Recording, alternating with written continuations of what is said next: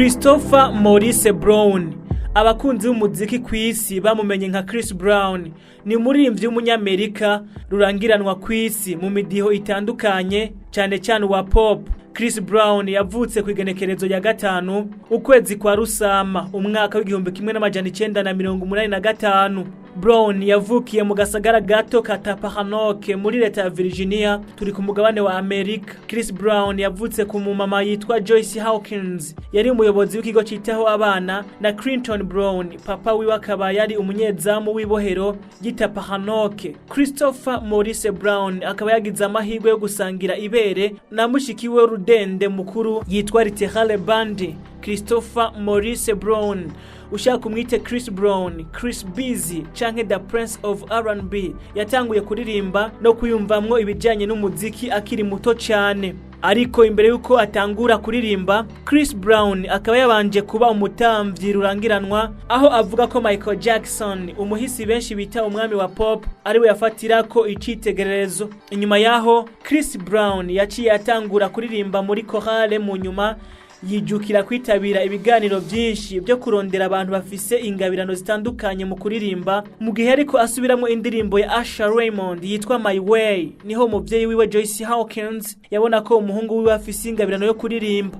Bombi baciye batangura kurondera inzu itunganya umuziki yofasha uwo musore mu muziki wiwe. Ariko muri ico gihe nyene Chris Brown ntivyamworoheye, bivuye ku ngorane zaciye zaduka mu muryango iwe. Abavyeyi ba Chris Brown ico gihe nyene baciye bahukana. Mama wa Chris Brown, umugabo bahavuye bubakana mu nyuma, akaba yaramukubita akongera kandi agahohotera Chris Brown. Mu Kirundi bati uwanka gakura abaga umutavu. Ku myaka 13 yonyene ivyari indoto za Chris Brown zatanguye kuba ukuri. Hit Mission Records, inzi itunganya umuziki, niho yatera imboni Chris Brown imufata ukuboko mu rugendo rw'iyo rw'umuziki. Hit Mission Records ikaba yafashije Chris Brown mu kumuronderera aho yosinya contrat kugira agere kure mu muziki. Umwaka wa 2004 wabaye uwakanyamuneza kuri Christopher Maurice Brown, beshi mwita Chris Brown.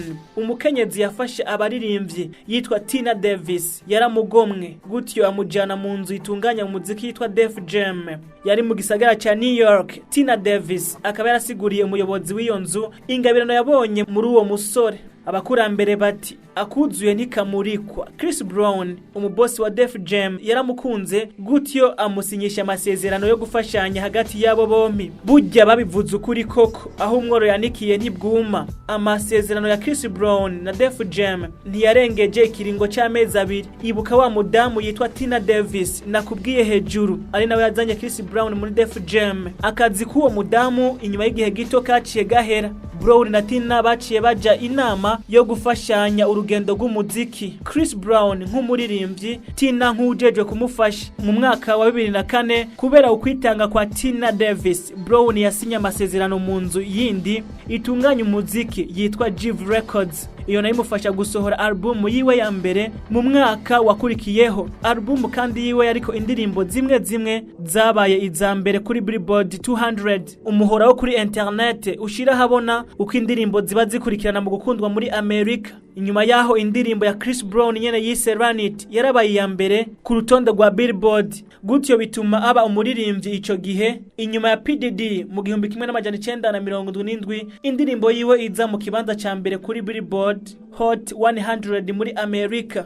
Igenekerezo rya 13 kwezi kwa Ruheshi muri 2006, Chris Brown yashize ahabona DVD yise Chris Brown's Journey, yerekana urugendo rwiwe mu Bwongereza no mu Buyapani mu gikorwa yarimwe cyo kumenyekanisha album yiwe ya mbere. Chris Brown yakoze indirimbo nyinshi hano kwisi zamenyekanye, zikaba nazo zari ku ma album yagiye ashira hanze, nk'itwa Chris Brown muri 2005, Exclusive muri 2007, Graffiti muri 2009, Fame, Forgive All My Enemies muri 2011, Fortune muri 2012, X muri 2014, Fan of a Fan, The Album of Chris Brown and Tiger muri 2015, Royalty muri 2015, hamwe na Heartbreak on a Full Moon yakoze muri 2016.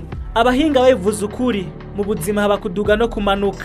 Urugendo rw'umuziki rwa Chris Brown rwahuye n'inzitizi ikomeye igihe yagirizwa gukubita uwari umukunzi wiwe Rihanna itariki ya 8 Ruhuhuma umwaka wa 2009. Chris Brown yarahagaritswe n'igipolisi ci Los Angeles yagizwe gukubita uwari umukunzi wiwe Bikomeye Rihanna. Mu nyuma gato yararekuwe ariko arinze gutanga amafaranga y'ingwati agera ku bihumbi 50 by'amadolari. Ibinyamakuru bikomeye ku isi nka CNN, Los Angeles Times na MSNBC vyanditse ko Chris Brown yakubitiye Rihanna mu modoka yiwe yo mu bwoko bwa Lamborghini. Ikinyamakuru TMZ cyo muri Amerika ifoto cyashize ahabona yerekana ukuntu Chris Brown yakubise Rihanna bikomeye, byatumye Chris Brown abafana biwe bose bo kwisi bamwanka. Muri ico gihe mbere Chris Brown album yiwe yasohoye yitwa Graffiti, niwe album yiwe yaguzwe n'abantu bake kuva Chris Brown atanguye umuziki. Igikorwa Chris Brown kandi kibi yakoze cyo gukubita wari umukunzi we Rihanna, iruhande ko cyatumye iyo album yiwe Graffiti igurwa n'abantu bake, cyatumye kandi amashira hamwe yo kwisi akomeye yamufasha mu bijanye no kwamamaza ahagarika amasezerano bari bafitaniye.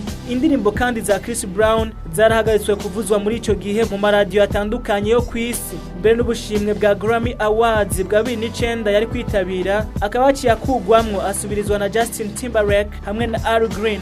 Mu kiganiro Popular Artist twashimye kugaruka uko ukutumvikana kwa Chris Brown na Rihanna byagenze. At that time in our career, being that young, being naive, gullible, but also just happy, just wanting to be everywhere. I mean, it was no other feeling like it. But with her, with Rhea, it was just like our power that we had at that age. Muri ico gihe mu muziki nari nkiri muto, atabwenge bwishingira, nizera vyose abantu bambwiye, ariko kurundi ruhande nari nezerewe. Twumva dushaka kwibera ahantu hose, nta munezero wasa nkavyo, ariko twarababaye. Inguvu twari dufise ico gihe byari biteye ubwoba. Naho twaje haba no kuri hotel ngo tubure ibihumbi by'abafana dusanga baturindiriye hanze. Twarabastahe bakomeye, ibihangange ku myaka 16, 17 byari biteye ubwoba, kuko twarashobora no gukora ibyo dushaka byose. Twari abeza ku ruhande rumwe, ariko tukaba n'ababi ku rundi ruhande. Nashaka kuvuga ko inyuma y'umwaka n'igice urukundo narimwe jewe na Rihanna ugufinyata nari nabihevye, nahora nitwara nabi, nari nkiri muto. Urugero rwo gukura muri jewe nari mfise kwari kubwira Rihanna gusa ko tuzobana, ariko naramubwiye ati imbere ko tuhashika reka tubwizanye ukuri muri byose, mwishure ku bibazo byose n'amakenga ufise kuri jewe. Rihanna yarambajije dutangura gukundana ati ujya muntu mwarasangishuka, uwo muntu yavuga yari umukozi wanje ico gihe. Naye ndamwishura ati oya sishaka kanamenya n'ivyanje ko sinarinzi abo yobibwira ibyo twakoranye. Rero haciye amezi 8 niho nabwira Rihanna aturazi ndashaka ko tubana, ariko shaka ndakubwiza ukuri ku bintu byose. Rihanna, imbere yuko tumenyana ujya mukobwa wambajije nibyo twarasangishuka. Kuva ico gihe Rihanna yarantakarije icizere, aranyanka bikomeye. Naragerageje gukora ibishoboka byose, ariko by'ubusa, ntiyongeye kunyizera. Haciye imyaka indwi nari mfise imyaka nka 17, 18 gutya, niho ibara ryagwa hagati yanje na Rihanna. Byarankoze ko bikomeye, bihindura ubuzima bwanje. Iryo joro nari mu modoka mu rubanza kwa Davis, nari nzi ko wa mukobwa twasangishuka imbere yuko tumenyana na Rihanna ataza muri ivyo birori, ariko sanga yaje. Yaraciyeho nicaye arandamutsa ati ni sawa bro, nanjye kuko nari nzi kari bibazo ndamubwira ati ni sawa. Hamara bandanye ndavye Rihanna mbona atanguye kuvuga cyane, ashavuye, atangura no kurira mu kirori hagati, atangura kurira. Nanjye ndamubwira nti ndagusavye sheri reka kurira, sinari nzi ko aza ngaha. Nukuri yararetse kurira, atangura kunywa inzoga cyane. Twemi twari twanyweye dusa n'ababorewe ariko atari cyane, dutwenga dutera inkuru, mu nyuma turataha. Kuko mubizi urukundo rwose rushingiye ku kwizerana, ariko kuva ndamubwiye ukuri ku mukobwa twigeze gusangira ishuka, Rihanna ntiyongeye kunyizera. Naramuhaye uruhusha, mbere araraba no muri telefone yanje, ndamuha telefone harimwo ubutumwa buvuga buti duhurire muri Grammys byose tubiheze. Uribaza jebwe ubutumwa bwaraje muri telefone, ariko sinabusomye bwose kuko ntabwuguruye. Ariko Rihanna ndamuhaye telefone yarayuguruye, hari handitsemwo kandi ngo turahurira kuri crowd party. Rero nyuma y'ivyo yibajije ko ndamuhenda, yaciye atangura kuvuga cyane avuze induru ati ndakwanga atangura kunkubitira mu modoka yiwe ya Lamborghini arankubita. Ndakurahiye naramubwiye ati bireke, ariko abandanya nkubita. Jesse nigeze ndamusubiza ndamubwira nti reka dutekane ndakubwiza ukuri. Hama ndamubwiye burya nanje ndakara, reka basi dushwane. Ndibuka yaragerageje kuntera umugere, yari yataye umutwe ababaye cyane. Nanje rero ibivumvuri biramvyuka, naramukubise bimwe bikomeye kuko twari twegeranye. Ndamuhata ingumi ndamukomeretsa ku muntu, ariko mbonye ivyo nagize naricujije n'ukuri. Ndibaza Mana ninafashwe n'ibikinukuri. Kuva ko kanya Rihanna yaciye ancira mu maso amaraso, ivyatumye umujinya wiyongera. Yari intambara ikomeye mu modoka turi mwibarabara. Ndibaza ibi n'ibiki koko, iyi shetani yaduteye ni yahe?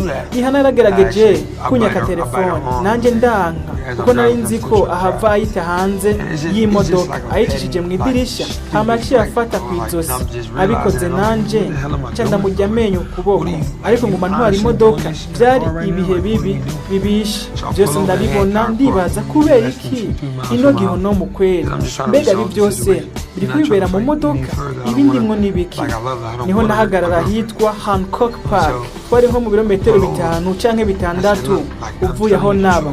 Nariko ngerageza gusubiza ibintu mu buryo, sinashaka ko dusubira kugwana kuko Rihanna naramukunda, sinashaka kumukomeretsa nk'umukunzi wanje. Narahagaze ararira, twese turarira. Ndamubwira nukuri be sinabikoze, nzi kuza kubabara gutyo, ariko ntiyigeze anyumva. Yaguma ambwira ndabizi kumpenda. Aca afata imfunguruzo z'imodoka yigira nk'uzijugunye azicishije mu idirisha. Ndamubaza ibukoze n'ibiki? Narasohotse mva mu modoka, sohotse ndiko ndondera izo mfunguruzo niho haza umuntu. Rihanna aramubwira mfasha, ashaka kunyica. Ndamubwira hey sheri, aha hantu dushobora kuhagira ibibazo. Ndarondera za mfunguruzo, sinigeze menya ko azicayeko.